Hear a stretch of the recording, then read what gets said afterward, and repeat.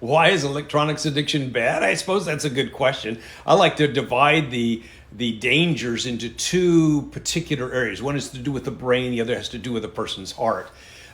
When we talk about the brain, I think the heightened stimulation in the brain creates constant fight and flight reactions, triggering unhealthy emotional activity inside of the brain of a person. So there's this continual chemical release and depletion in the brain, and it's intensified and requires more electronic stimulation to remain at ease. Keep that in mind. That's what addiction is. I have to have more and more of it just to remain at ease in my life. That's why it's so dangerous for the brain. The electronics addiction creates this emotional imbalance in a person. So violent video games increase anger, and obsession with social media increases anxiety and depression. So there's this imbalance that takes place inside of us, and we're not centered where we need to be.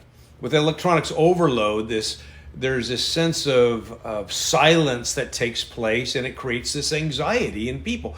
Boredom is a valuable thing. Children will often say, well, I'm bored and it's your fault because you won't let me use electronics. But boredom creates a vacuum that electronics could easily fill.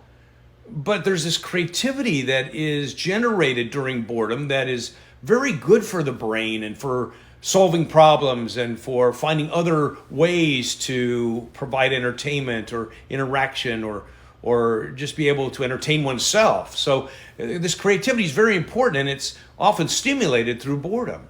Another very important area has to do with just responsibility, and children have a hard time with this. Now, adults can balance electronics most of the time because they have the sense of obligation.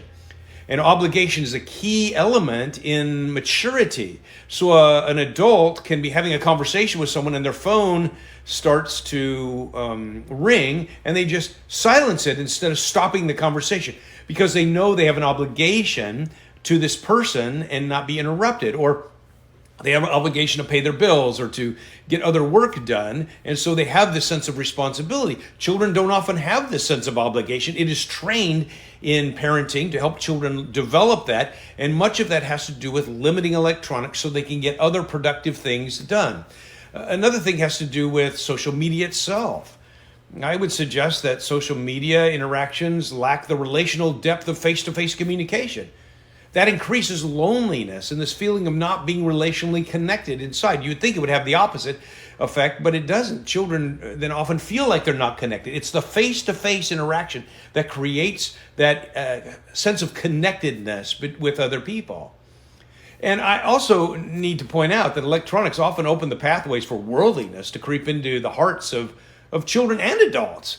And so we must be working hard in the lives of our children to help them develop a biblical worldview and to see the power of God in their lives, because worldliness is on attack in our children's lives. You would not let an evil person into your home, but you turn around and you see that evil is coming into your home through electronics. It's very dangerous. And I think that we must limit this. I think parents are often addicted to electronics, making correction of children and young people difficult.